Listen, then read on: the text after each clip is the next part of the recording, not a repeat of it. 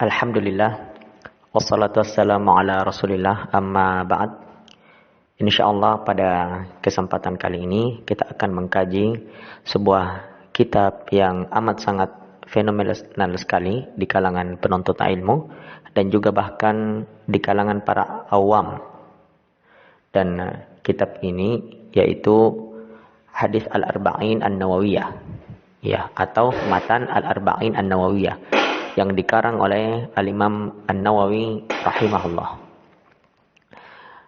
Al-Imam An-Nawawi rahimahullah, beliau adalah Yahya bin Syaraf bin Hasan bin Husain An-Nawawi Ad-Dimashqi. Kunyah beliau Abu Zakaria. Ya. Dan beliau ini lahir di bulan Muharram 631 Hijriah di kota Nawa. Makanya beliau An-Nawawi itu nisbat untuk sebuah kota yang bernama Nawa. Dan kota ini terletak di sebuah kampung di daerah Dimashq, Damaskus, yang kemudian menjadi ibu kota Suriah sekarang. Beliau dididik oleh ayahnya dan juga mulai belajar di kutab. Ya, jadi kutab itu tempat belajar baca tulis dan juga belajar Al-Quran, ilmu syar'i dan seterusnya untuk anak-anak. Ya. Dan beliau rahimahullah hafal Quran sebelum mencapai usia balik. Ketika berumur 10 tahun dilihat oleh seorang ulama yaitu Syekh Yasin bin Yusuf Az-Zarkashi. Ketika Imam Nawawi kecil dipaksa untuk bermain, namun ia malah menolak dan menghindar dari teman-temannya. Maka Syekh Yasin bin Yusuf Az-Zarkashi mengatakan kepada Imam Nawawi dan juga disaksikan oleh banyak orang bahwa Imam Nawawi kelak akan menjadi orang yang besar, memberikan pengaruh dan manfaat banyak bagi umat. Maka setelah pernyataan dari Syekh Yasin bin Yusuf Az-Zarkashi ini, ayah Imam Nawawi semakin memberikan perhatian kepada anaknya Imam Nawawi dan juga guru-guru Imam Nawawi lainnya. Setelah berumur 18 tahun, Imam Nawawi rajin hadir di majelis-majelis ilmu di kota Damaskus. Disebutkan bahwa beliau rahimahullah hadir di majelis ilmu dalam sehari itu sampai 12 kali. Ini menunjukkan semangat dan kesungguhan beliau dalam merealisasikan ilmu. Beliau ini adalah orang yang zuhud, wara, sederhana, qanaah, senantiasa merasa cukup daripada apa yang Allah Subhanahu wa taala berikan kepadanya. Dan juga disebutkan beliau ini orang yang memiliki wibawa.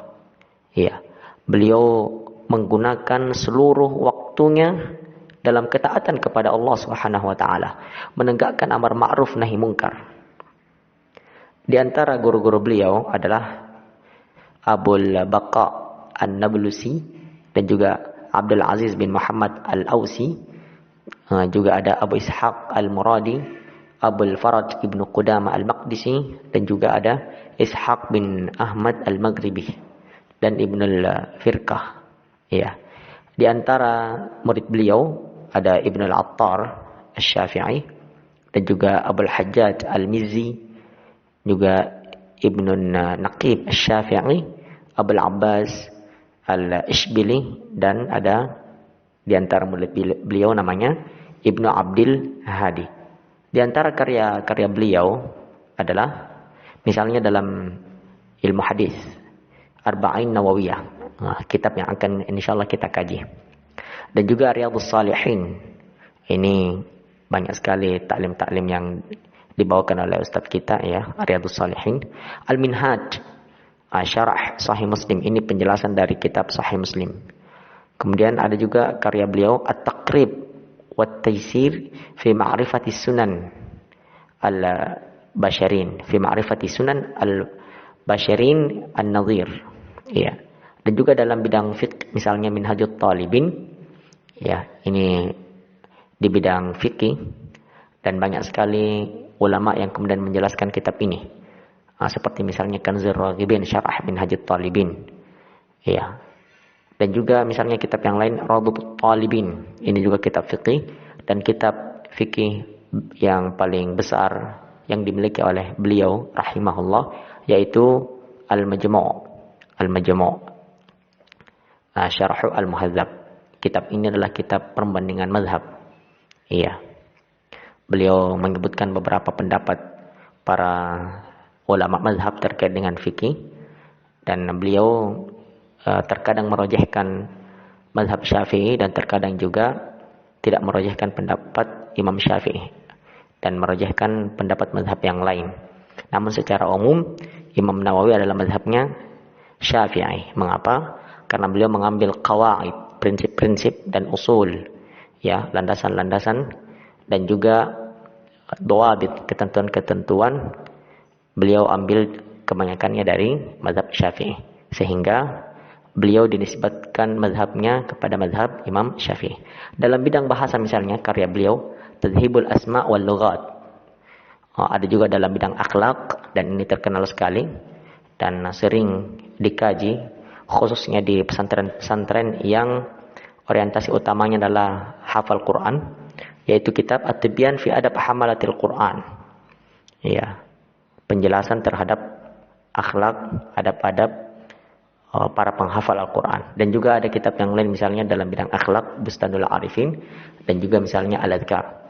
Kitab-kitab ini ya sangat terkenal di kalangan penuntut ilmu dan juga di kalangan orang-orang awam karena peran dan pengaruhnya kepada masyarakat yang sampai sekarang masih dirasakan manfaatnya, dan semua itu tidak lain karena taufik dari Allah Subhanahu wa taala.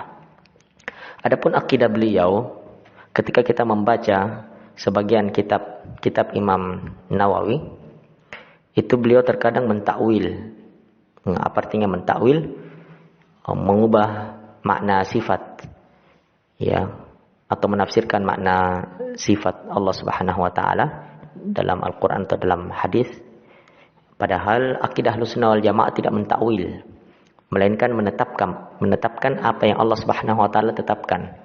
Apa yang Allah dan Rasulnya tidak kemudian tafsirkan, tidak kemudian rubah maknanya. Maka Ahlussunnah wal Jamaah menetapkan apa yang Allah dan Rasulnya tetapkan.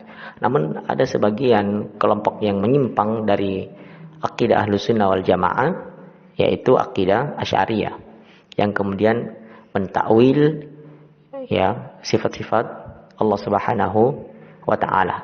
Dan Imam Nawawi terjerumus dalam takwil sifat. Dan juga terkadang beliau mentafwid. Apa artinya tafwid? Tidak menetapkan maknanya dan juga tidak mentakwil. Dan ini juga keliru.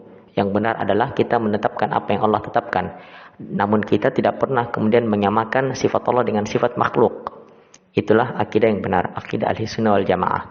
Namun mengapa Imam Nawawi berkeyakinan demikian? Karena lingkungan beliau tidak atau belum kemudian mendapatkan sarana untuk mempelajari akidah yang benar, yang tepat. Sehingga beliau terpengaruh dengan lingkungannya, yang notabene lingkungan tersebut, akidah yang tersebar adalah akidah Asy'ariyah, akidah yang keliru. Iya. Maka beliau terpengaruh. Namun kata Syekh Saleh Al-Utsaimin di akhir hayat beliau itu kemudian kembali kepada akidah Ahli Sunnah wal Jamaah. Iya. Disebutkan bahwa beliau kembali kepada akidah Ahlussunnah wal Jamaah 3 bulan sebelum beliau rahimahullah wafat. Di antara buktinya adalah karya beliau yang beliau tulis sebelum wafat, yaitu Juz'un fihi dzikru i'tiqadi salaf fil huruf wal aswat. Ya, 6. Jadi judul buku beliau ini sebagian penjelasan akidah salaf, yaitu akidah Ahlussunnah wal Jamaah terkait dengan huruf dan suara-suara. Beliau menetapkan huruf dan juga suara Allah Subhanahu wa taala tanpa mentakwil, tanpa kemudian menyamakan sifat tersebut, yaitu sifat huruf dan suara kepada makhluk. Allah bersuara dan juga manusia memiliki suara. Allah berbicara, manusia juga berbicara. Namun pembicaraan Allah dengan pembicaraan manusia berbeda. Laisa kamitslihi syai' wa huwas samiul basir. Tidak ada yang serupa dengan Allah Subhanahu wa taala, dan Allah Maha mendengar lagi Maha melihat. Iya. Imam Nawawi menetapkan sifat-sifat Allah Subhanahu wa taala, dan bahkan di kitab tersebut Al-Imam Nawawi membantah akidah Asy'ariyah. Iya. Ini menunjukkan bahwa Imam Nawawi kembali kepada akidah Ahli Sunnah wal Jamaah sebelum beliau wafat rahimahullah. Dan di antara buktinya juga adalah ya, di mana beliau memiliki seorang murid khusus dekat.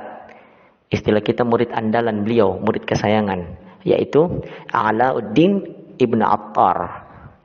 Ya. Alauddin Ibnu Attar ini memiliki karya di bidang akidah. Dan karya akidah yang Alauddin Ibn Attar tulis ini adalah akidah as-salaf, akidah ahli sunnah wal jamaah. Dan ketika kita ingin melihat akidah seseorang, maka itu tercermin dari akidah murid terdekatnya, murid terkhususnya, murid kesayangannya. Iya. Dan Alauddin Ibn Attar menulis akidah ahli sunnah wal jamaah, itu menunjukkan bahwa gurunya juga berakidah yang sama, akidah ahli sunnah wal jamaah. Baik, itu sekelumit tentang Imam An-Nawawi rahimahullah. Tentang kitab Arba'in Nawawiyah ini, ya, kitab Arba'in Nawawiyah ini dikenal sebagai himpunan hadis-hadis yang populer, hadis-hadis yang dipilih oleh Imam Nawawi. Tema yang sederhana, namun makna yang amat sangat mendalam. Hadis-hadis yang ditulis, ya, oleh Imam Nawawi ini dapat kemudian menjadi kaidah umum yang menjadi dasar bagi banyak hukum-hukum syar'i. Iya, dan kebanyakan hadis dalam Arba'in Nawawi ini ya disepakati kesahihannya. Ya, disepakati kesahihannya. Dan juga dalam hadis Arba'in Nawawi ini tidak hanya satu tema, namun banyak tema yang ada di dalamnya. Iya, jadi amat sangat urgen untuk kita mengkaji kitab Arba'in Nawawi ini, di mana kitab ini sebagian hadis-hadis yang beliau tuangkan rahimahullah menjadi kaidah umum, banyak sekali hukum-hukum syar'i. Iya. Dan juga kebanyakan dari hadis ini itu derajatnya sahih. Iya.